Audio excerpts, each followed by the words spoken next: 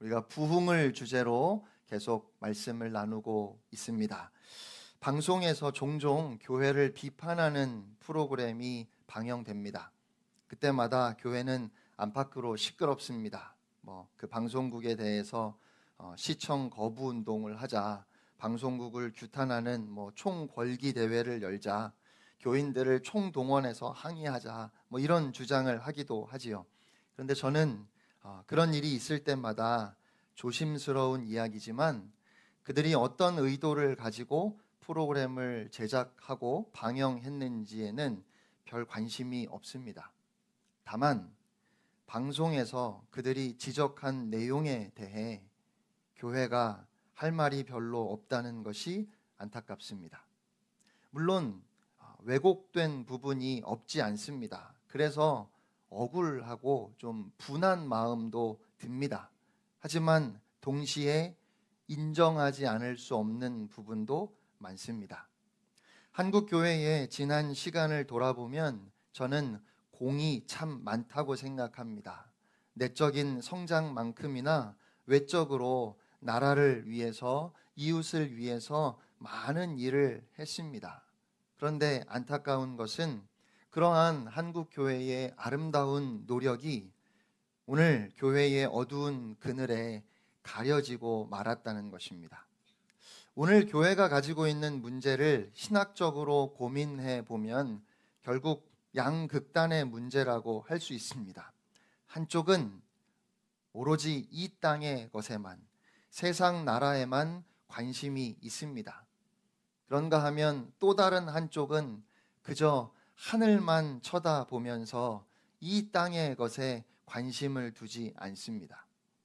저는 오늘 본문에 나오는 제자들의 모습을 통해서 우리의 모습을 돌아보고 그런 제자들을 향한 두 가지 말씀을 오늘 우리에게 주시는 말씀으로 받아서 우리가 회개함으로 우리의 삶을 바로 세울 수 있기를 소원합니다.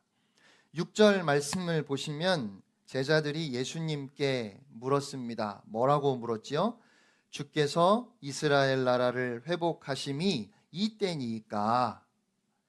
제자들이 이 질문을 한 것은 계속해서 그들이 참 궁금했던 문제이기도 하고 또 그들에게 가장 중요한 문제였기 때문입니다. 바로 앞에 4절, 5절 말씀을 보시면 예수님이 너희가 성령으로 세례를 받으리라 말씀하셨습니다.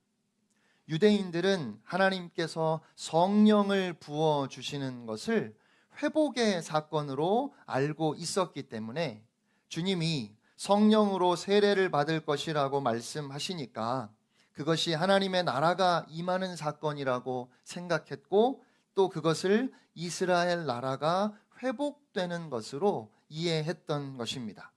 그런데 그런 제자들의 질문에 대해서 예수님께서 이렇게 말씀하십니다. 우리 7절 말씀을 함께 읽겠습니다. 시작.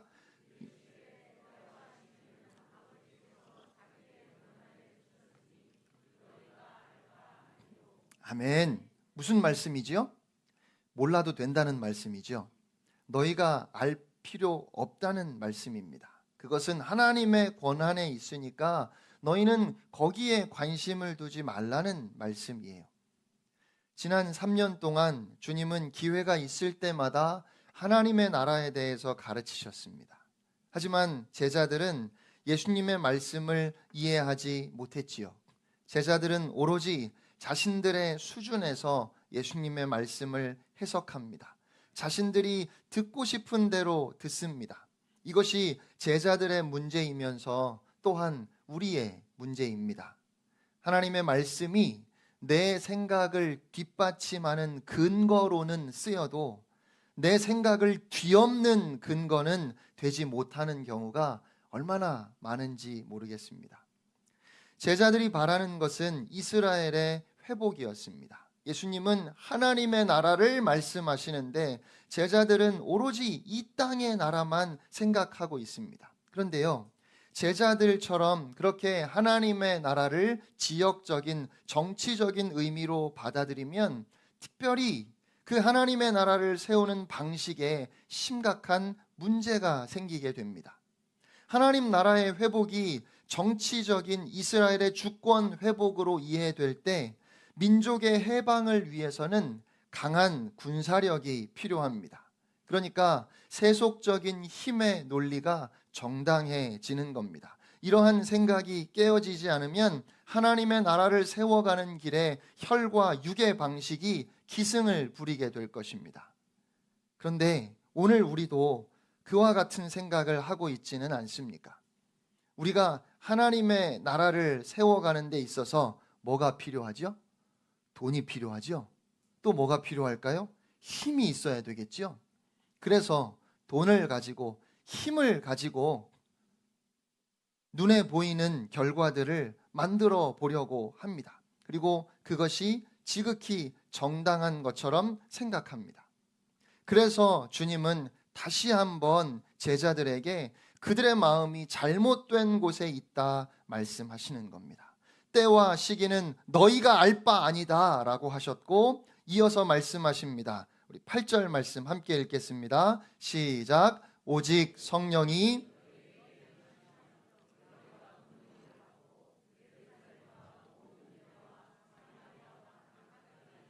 내 증인이 되리라. 아멘. 그러니까 주님이 말씀하시는 하나님의 나라는 지역적인 민족적인 해방에 국한되는 것이 아니라 하나님의 나라는 모든 나라와 모든 민족을 아우르게 될 것입니다. 그런데 그렇게 우주적인 하나님의 나라 개념보다 지금 주님이 더 힘주어 강조하시는 것은 그렇게 하나님의 나라를 세워가는 방식입니다.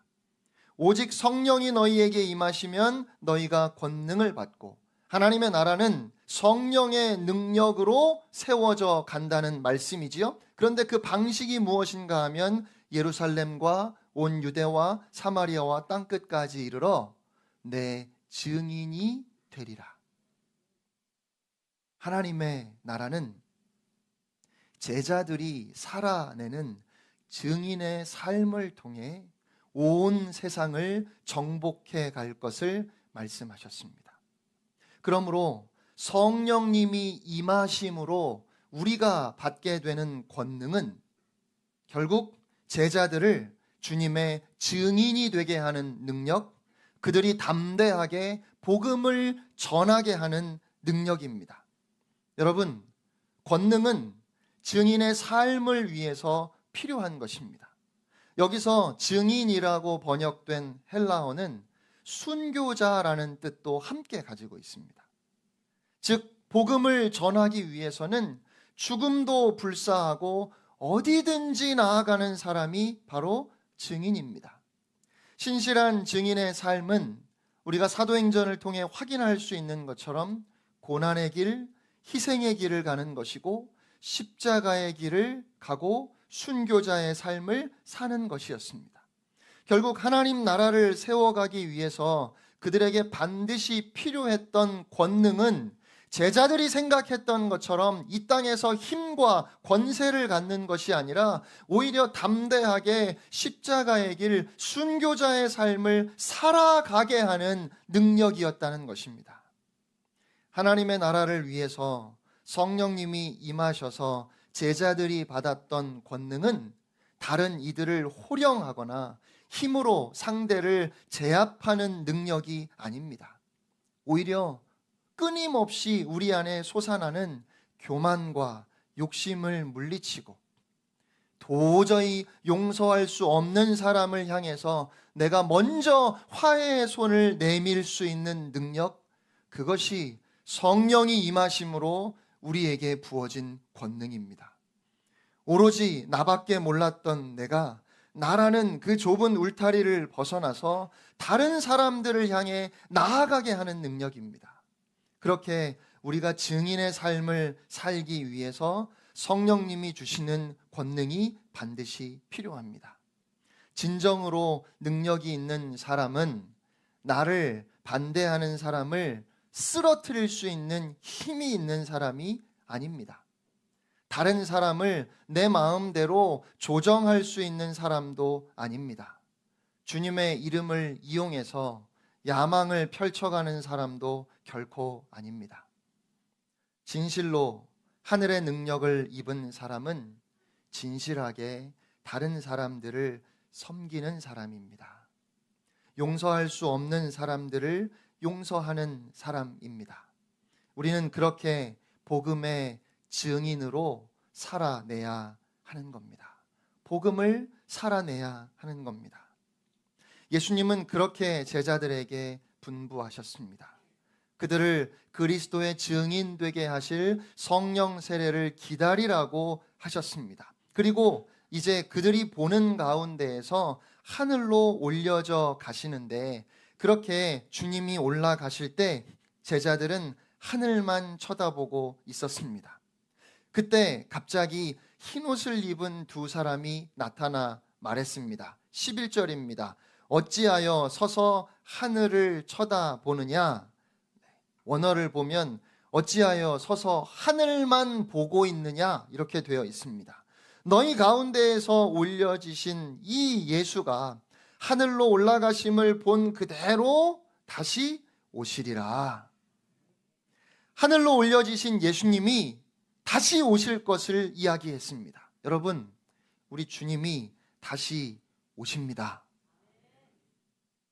지난 목요일에 수능 시험이 있었는데요. 여러분도 여러 다양한 시험을 보신 경험이 있으시지요? 2000년 전에 이 땅에 처음 오셨던 예수님은 시험지를 나눠주러 오셨습니다. 뭐하러 오셨다고요? 시험지를 나눠주러 오셨습니다. 우리가 인생이라고 하는 교실에서 시험지를 받았다고 가정해 보지요. 시험지를 받으면 제일 먼저 해야 될 일이 뭘까요? 그렇죠. 너무 잘하시네요. 이름을 써야죠. 우리의 이름이 생명책에 기록되어 있어야 하는 겁니다. 자기 이름을 가장 먼저 써야 돼요. 비행기를 타시면 비상시에 어떻게 해야 하는지 항상 출발하기 전에 안내를 하죠. 그럴 때 비행기 안에 기압에 문제가 생기면 산소 마스크가 저절로 내려오는데, 유아나 노약자와 같이 도움이 필요한 사람과 함께 탄 승객은 반드시 자기가 먼저 마스크를 쓰고 그 다음에 다른 사람을 도와주라고 이야기해요.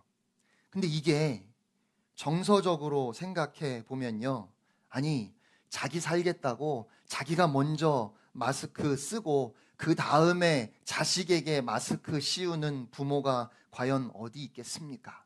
나는 숨을 쉬든지 못 쉬든지 자식부터 챙기는 것이 부모의 마음 아닌가요? 그런데 그렇게 하면 된다고요? 안 된다고요? 안 된다고요.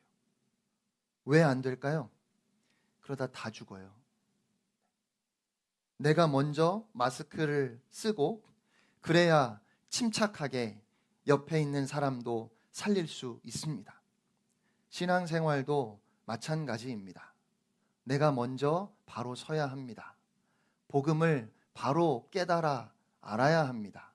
은혜 안에 거하셔야 합니다. 그런데 은혜도 모르고 복음도 모르면서 일단 일부터 하는 경우들이 있습니다.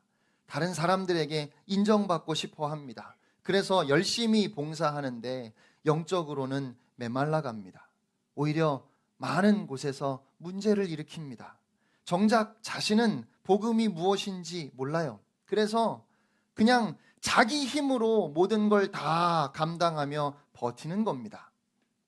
이러면 목사님, 저는 교사 그만둬야 될 것 같아요. 제가 엉망인데 제가 무슨 아이들을 가르치겠어요? 이렇게 얘기하시는 분들이 있어요. 아니, 왜 적용을 그렇게 하십니까? 여러분, 그건 목사님, 저도 산소 마스크를 제대로 못 썼는데 제가 어떻게 옆에 있는 제 아들, 딸 마스크 씌워주겠습니까? 저는 못 씌워줍니다. 이렇게 말하는 거랑 똑같아요. 그러면 여러분이 안 씌워주면 누가 씌워줄까요? 여러분의 아들, 딸들인데 승무원이 와서 씌워줘야 되겠습니까? 모르는 아줌마, 아저씨가 씌워줄까요? 그러니까 내 신앙 돌아보기 위해서 직분을 내려놓겠다 말씀하시는 건 얼핏 말이 되는 것 같아 보여도 틀린 겁니다. 그게 지금 제자들처럼 하늘만 바라보고 있는 거예요. 시험지 받아서 이름만 쓰고 아무것도 안 하는 거지요. 여러분, 말씀을 바르게 적용하는 것이 중요합니다. 나부터 살기 위해서 직분을 내려놓는 것이 아니라 내가 먼저 바로 서서 그 직분 잘 감당하며 가족들, 친구들, 이웃들을 살려야 되는 겁니다. 그러니까 시험지 받아서 먼저 이름 쓰고 그 다음에는 문제를 풀어야죠. 아니, 시험지 받아가지고 이름만 쓰고 문제를 안 풀면 어떡합니까? 말이 안 되는 소리지요. 그런 학생이 어디 있겠습니까? 그런데 있는 것 같아요.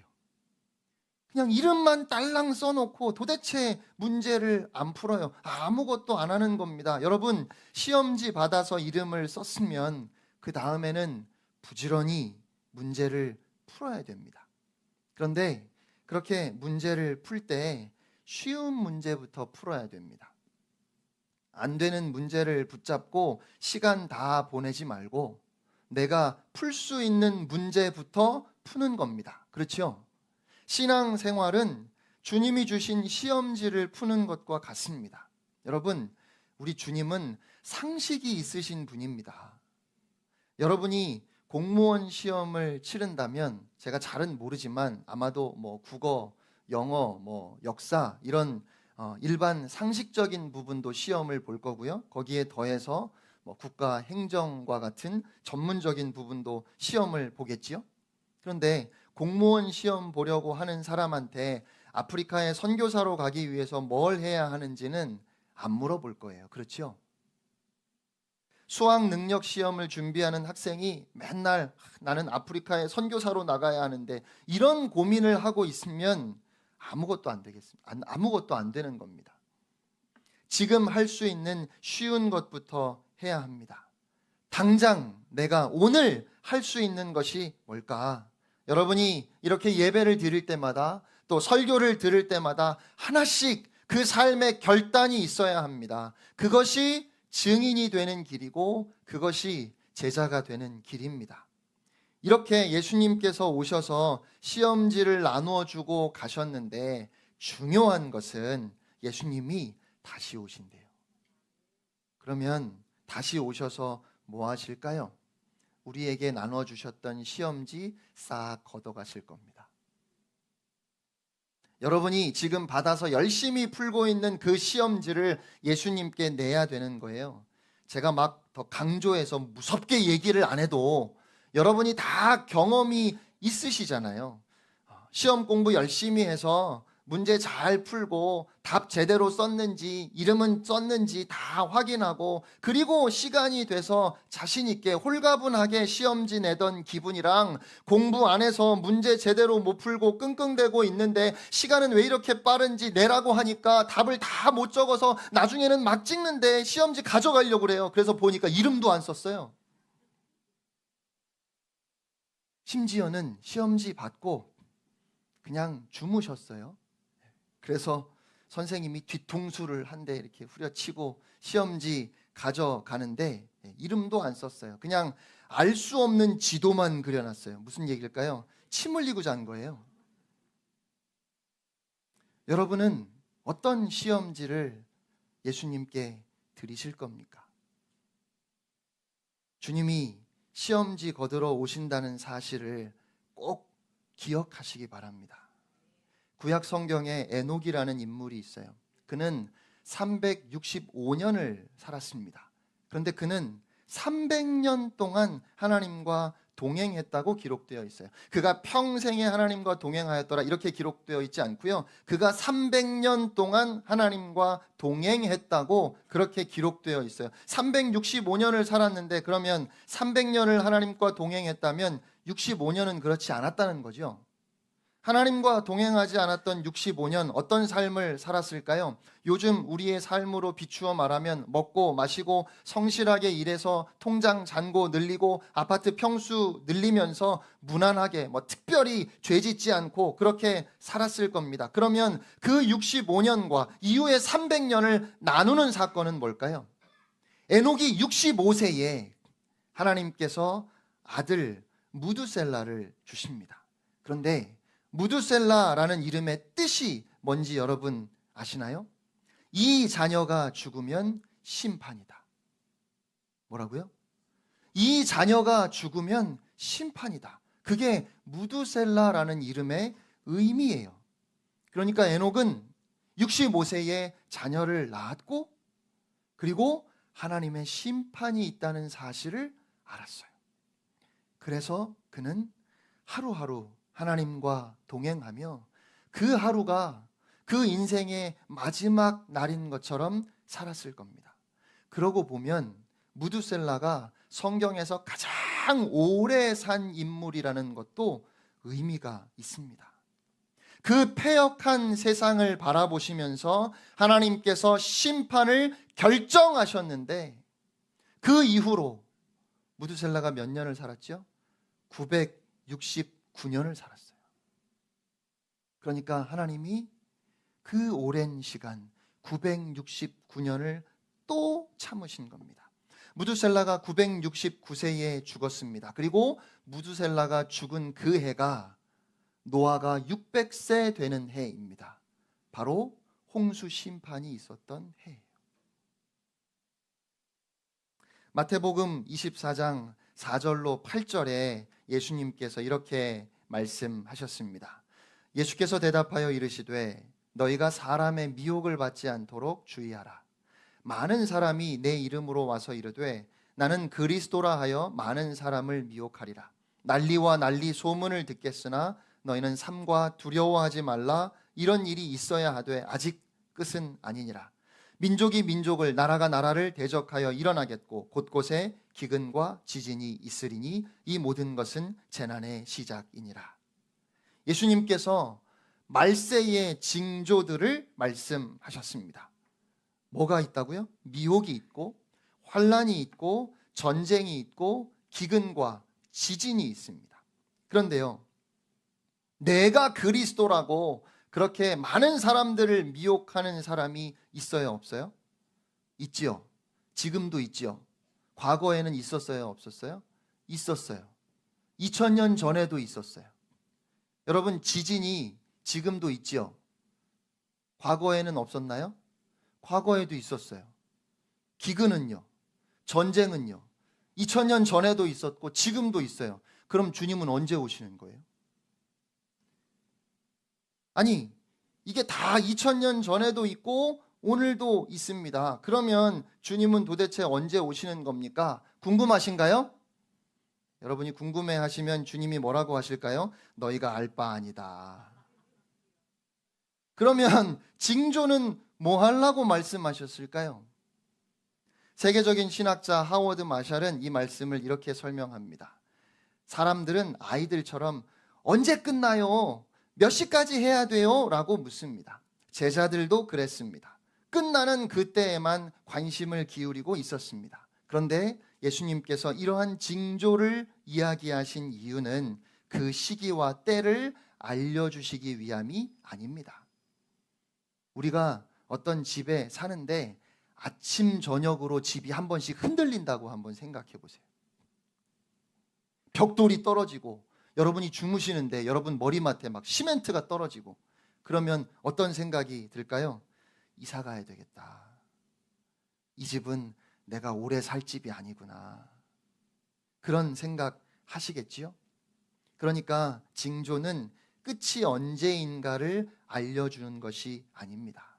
우리가 이 세상에서 환난과 가난과 고난, 전쟁, 지진을 겪으면서 이 땅의 것들은 붙잡을 가치가 없고 나의 영원한 집이 될 수 없음을 깨닫게 하시려는 하나님의 메시지입니다.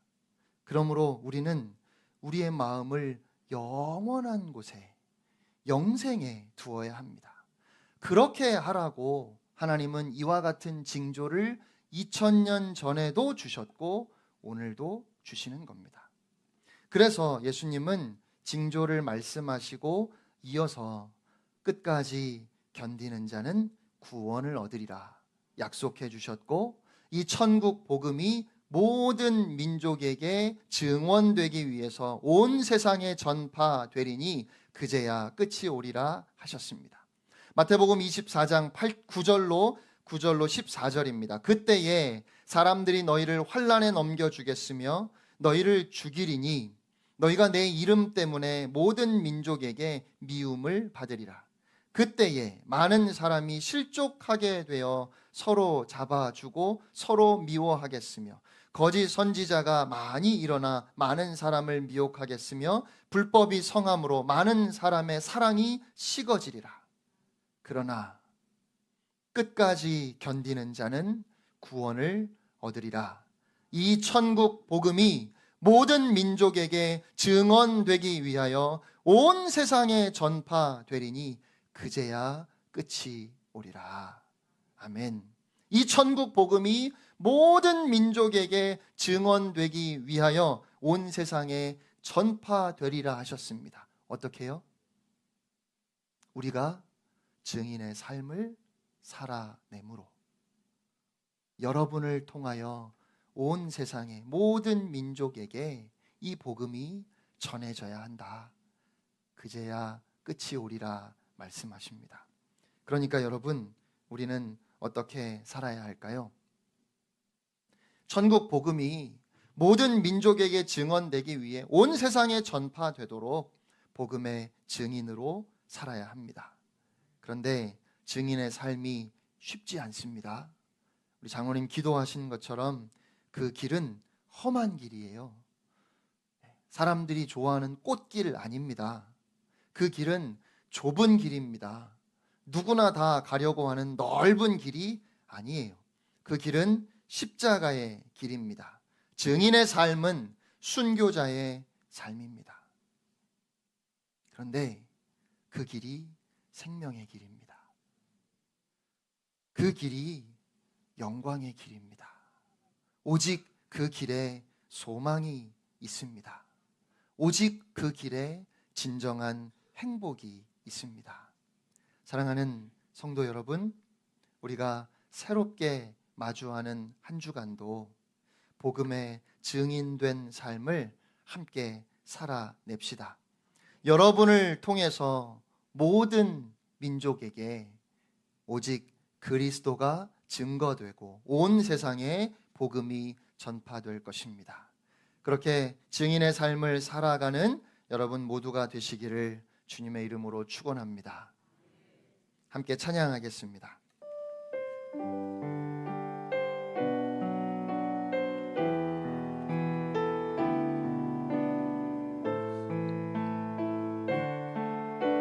이 땅의 황무함을 보소서. 이 땅의 황무함을 보소서. 하늘의 하나님 긍휼을 베푸시는 주여, 우리의 죄악 용서하소서. 이 땅 고쳐주소서. 이제 우리 모두 하나 되어 이 땅에 무너진 기초를 다시 쌓을 때 우리의 우상들을 태우실 성령의 불 임하소서. 등의 불길 타오르게 하소서. 진리의 말씀 이 땅 새롭게 하소서. 은혜의 강물 흐르게 하소서. 성령의 바람 이제 불어와. 오 주의 영광 가득한 새날 주소서. 오 주님 나라 이 땅에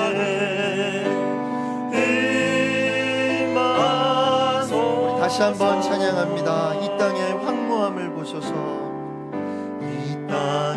만무함을 보소서. 하늘의 하나님 긍휼을 베푸시는 주여, 우리의 죄악 용서하소서. 이 땅 고쳐주소서.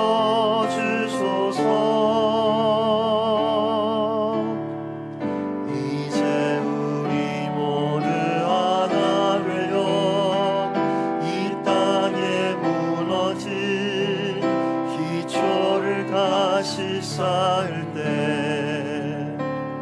우리의 우상들을 태우시 성령의 불 임하소서. 등의 불길 타오르게 하소서. 진리의 말씀 이 땅 새롭게 하소서.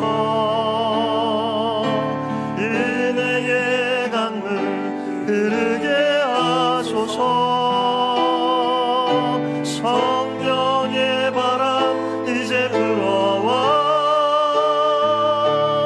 오 주의 영광 가득한 새날 주소서. 오 주님 나라 이 땅에 풍의 불길 타오르게 하소서. 풍의 불길 타오르게 하소서.